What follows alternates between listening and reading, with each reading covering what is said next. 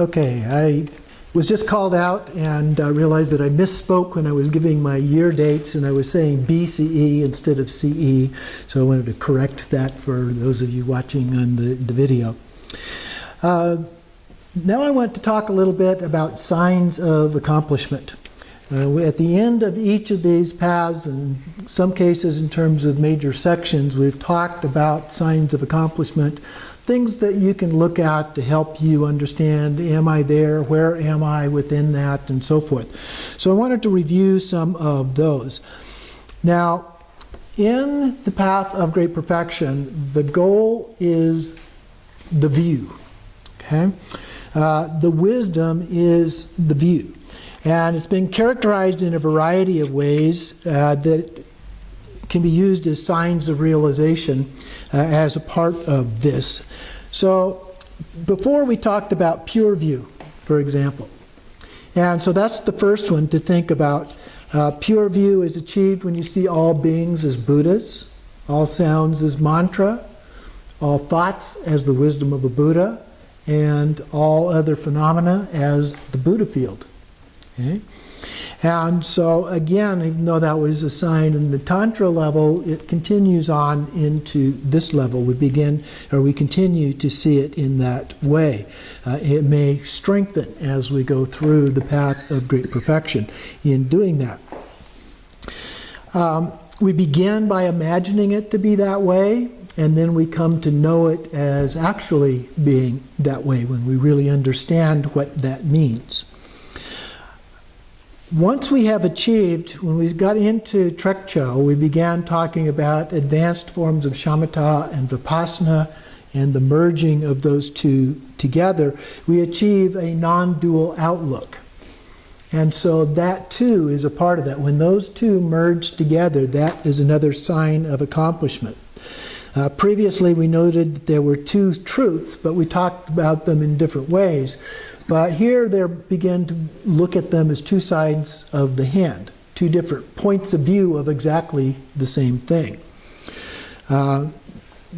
Even though there's two truths, we see it we look at the two truths as just two different ways of seeing different aspects of the same thing. Two natures of that one truth, if you will. The ultimate nature is this ineffable openness that we've talked about a number of times, emptiness. Relative nature is that dynamic radiant display. And within this display, you're now clearly awake regarding interdependent coexistence of all phenomena. And this sense of deep oneness intensifies our loving kindness, compassion, joy, equanimity that we have for all other beings. And we see how we can help benefit beings. We begin to transcend one taste of two as one to pure awareness. So even the idea of it being two as one begins to go away. And we just rest in that state of pure awareness. And the interplay of ultimate and relative, both and, is just the direct experience. We don't have a cognitive differentiation that's going on at that point. It just is. The meditation intensifies this non-conceptual awareness until it just touches every fiber of your being. It's just the way you see things. It's your worldview of the way things are. And so you are awakening to your Buddha nature within, becoming confident in that realization. Over time, you develop this unshakable confidence, and your heart-mind radiates throughout all that is. So it's just radiating, just like it radiates out of you constantly. So you begin to transcend the sense of self, time, and space, and you express total loving kindness and compassion for others equally. You begin to see the innate perfection as the essence of all phenomena. Great perfection. It's already perfect, as it is. Each person is a Buddha. Each sound is a mantra. Each thought is the nature of mind. Everything is sacred. A sacred outlook, pure view. All that is sacred and perfect is just as it is. There's no judgment, nothing to do.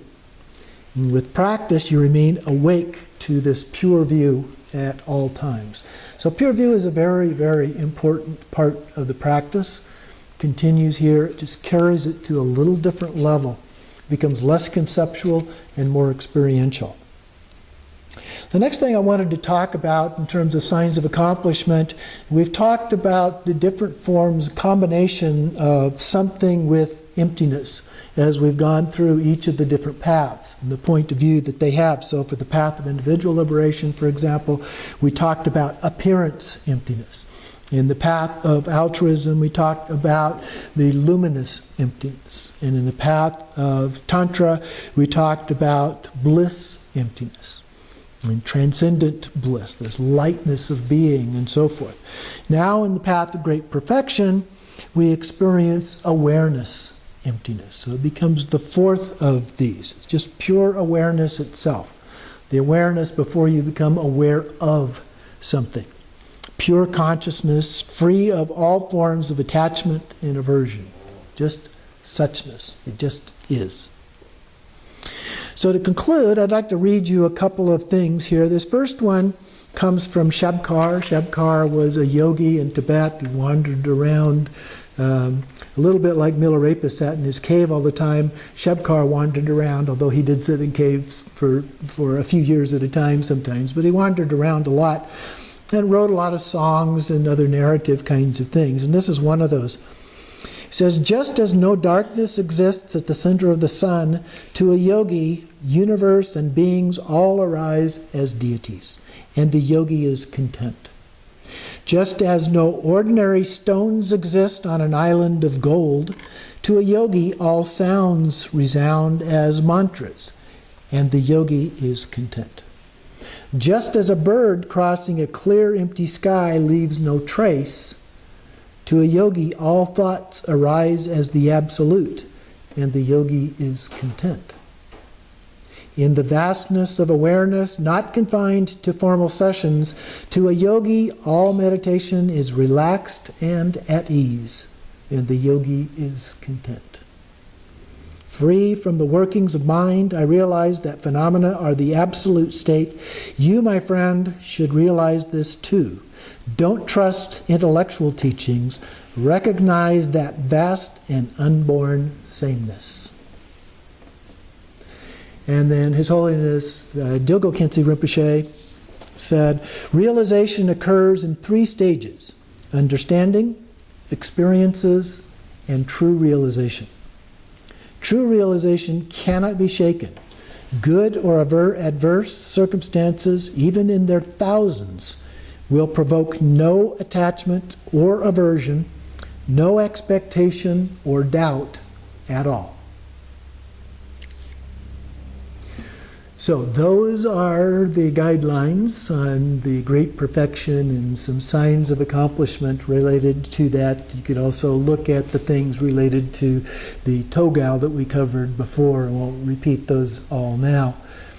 So next time will be our last session, and we're going to bring things together. So it'll be a little bit of going back over a few things, but the subject is enlightenment. So review the wisdom point of view and a few other things about enlightenment and what some different texts and sources say about that and so forth, to kind of wrap up the last of our sessions of this course called Natural Liberation.